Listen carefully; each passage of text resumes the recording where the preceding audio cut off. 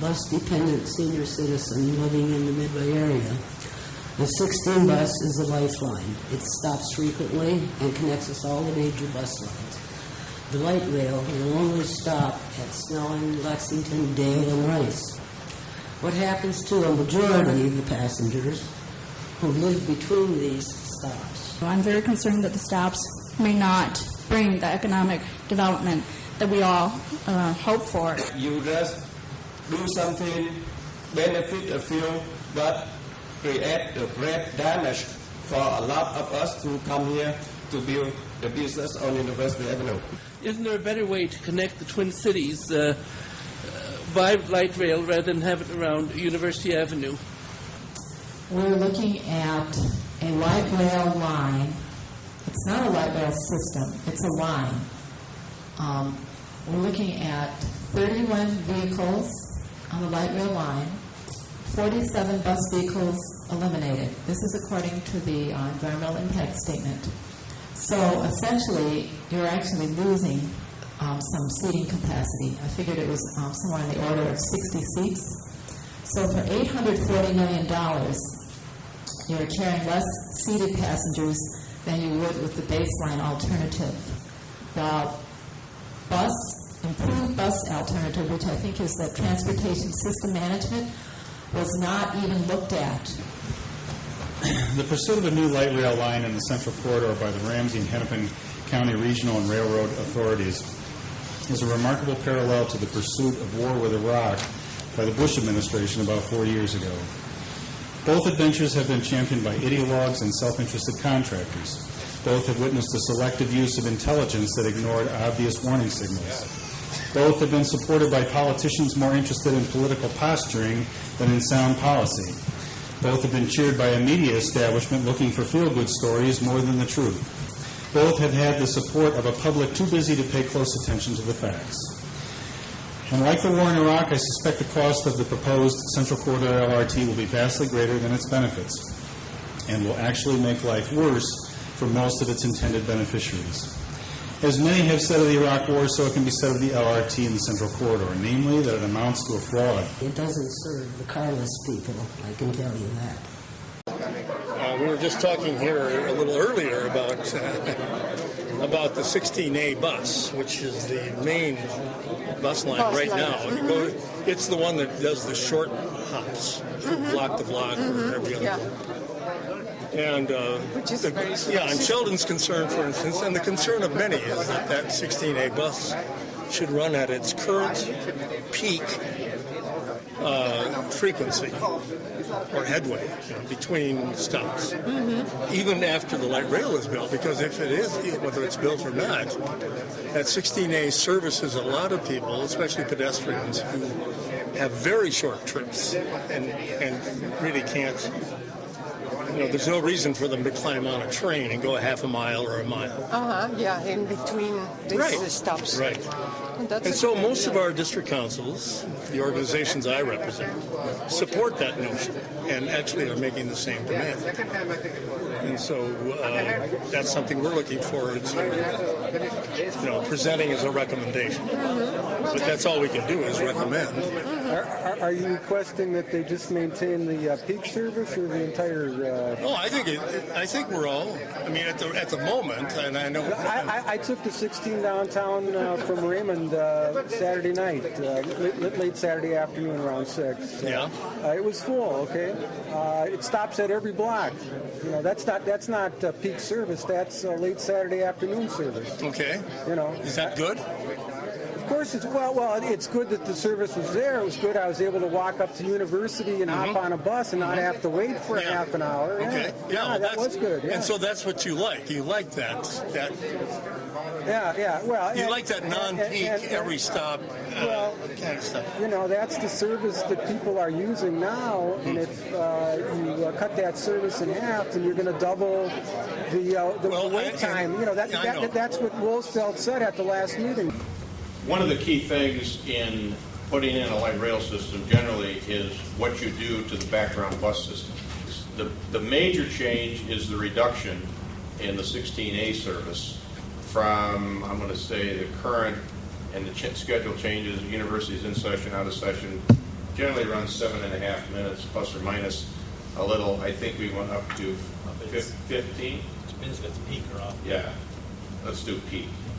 7 to 15. So the other question always is, well, you got stations at Dale and Rice, and I live at Western, and I don't want to walk a half a mile to Dale or a half a mile to Rice. So what about me? Well, the 16A service is still going to come along. Actually, it'll stop on the quarter-mile streets, Victoria, and pick you up. It'd be, though, you used to have 7.5-minute service. Now you're going to have 15-minute service, but nevertheless, there's still this service. And those who are focusing on that issue believe that the 16A bus should continue at its present. Isn't that how the EIS gets 40,000 people on the train? By cutting the 16? No, maybe cutting the 50. The 50 doesn't have 40,000. 16 has a lot more riders than the 50. Sheldon, there are going to be a lot of people hopefully leaving their cars altogether and getting onto this train. So it's going to be a whole different set of customers. In St. Paul, the 16 is the only route that has anything like a reasonable frequency, and even it has never been better than 8 minutes. And that's really all that I have to say, except I am puzzled by the people who say, I will not ride the bus, but I will ride the light rail. Just what sort of promise is that?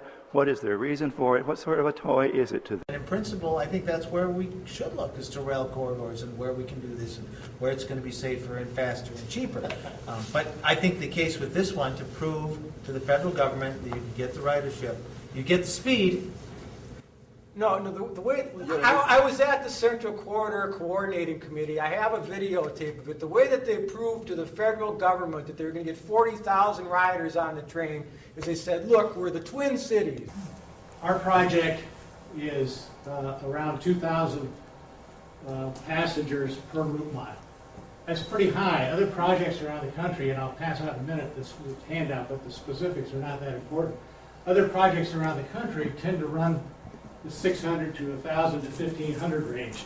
We're about 2,000. FTA says, boy, that's a high number. Well, one of the reasons it's a high number is because we're called the Twin Cities. And we're about 2,000, and about about 1,000 of those, or 1,100 of those, are Minneapolis bound, and about 950 of them are University of Minnesota and St. Paul bound. Am I allowed to ask a question? We should have probably introduced. Would you introduce yourself? No. You just said it's cost effective because you got the two downtowns and the university with all these people, right? Is that what you said, or did I understand it right? That helps the cost effectiveness. Yeah. So if that's what the whole project is, or a lot of what the project is about, is connecting the downtowns and the university, why are you going down University Avenue? Okay, that's how they proved it to the federal government. You got the same two downtowns, you got the same university, plus the St. Paul campus, plus Hamlin University, plus, Bandana Square, the fairgrounds, Snelling, wherever you want to stop, but I mean, it's going to be a lot faster. You got more riders, faster speed, safer. I mean, it was never considered. That's the only reason it isn't going on that corridor. I know John wants to talk too, but it'd be interesting to hear the speculation about why it was never considered. I mean, were there... Because the businesses in the Midway corridor set the agenda, and I think that's what Bob was saying earlier. Is that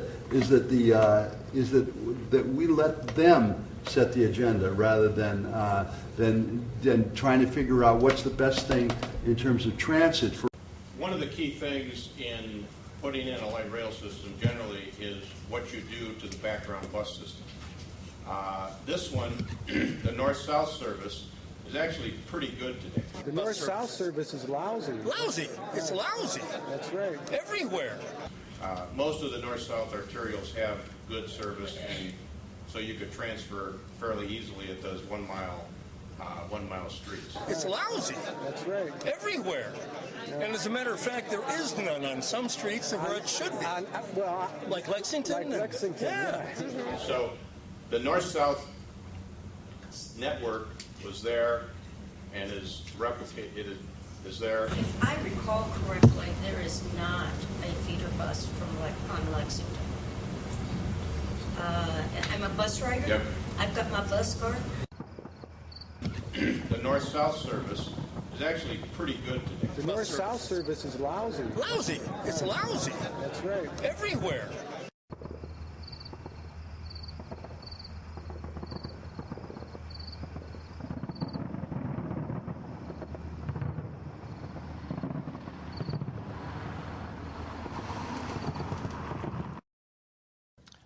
That's helpful background from everyone. This is more of a comment than anything as we go forward. I absolutely see that our job here is to make sure this is done in a cost-effective way, and clearly that's important.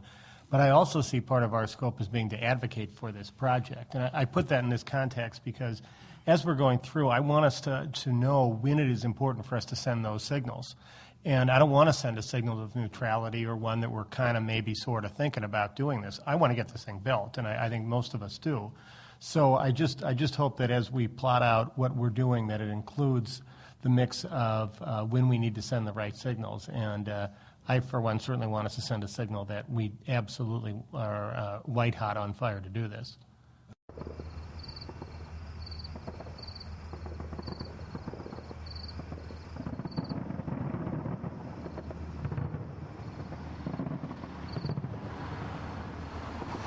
We don't have to go by what's in the EIS.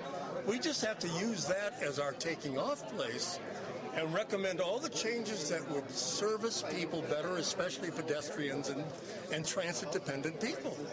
And that's what our job is. Yeah, well, servicing pedestrians better isn't 2 more lanes of concrete. Look at this, Andy. That's 2 lanes of concrete. That's not servicing pedestrians. That's a 40-yard dash across the street. Where are the cars, Andy? This is all empty space. That's going to be bumper-to-bumper traffic there. This is a silly cartoon. We spent hundreds of thousands of dollars for that.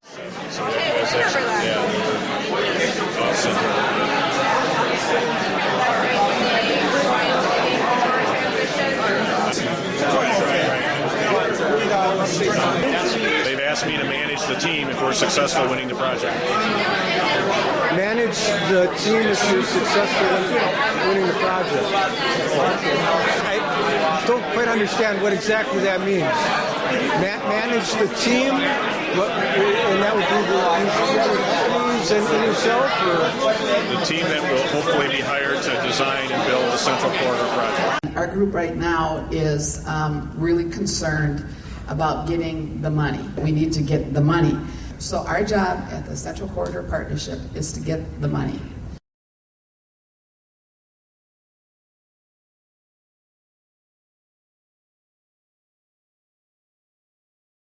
If we go back in time, actually, the streetcar system dissected the campus, went right on Washington Avenue through the campus. After the eclipse of our streetcar system, we heavily got into parking ramps. We have 20,000 parking spaces on campus today that Parking and Transportation administers. So parking is a big business at the University of Minnesota. What exactly are we buying with the money that we're spending here? The Central Light Rail Line would essentially replace the Route 50 limited stop that is in operation today. The Route 16, which is the local bus service, will continue, but not at the same frequency.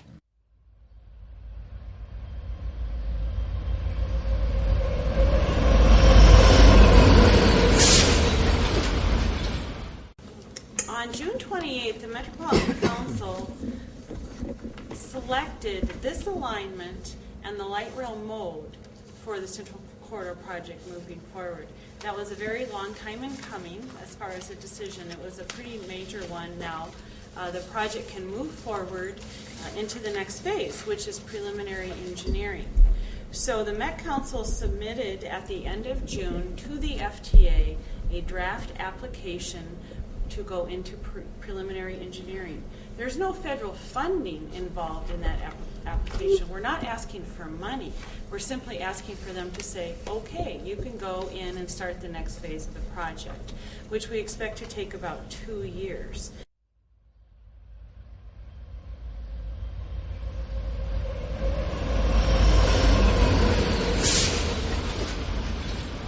The major change is the reduction in the 16A service. There will be as there was on Hiawatha. There will be a group of people for whom the travel time will probably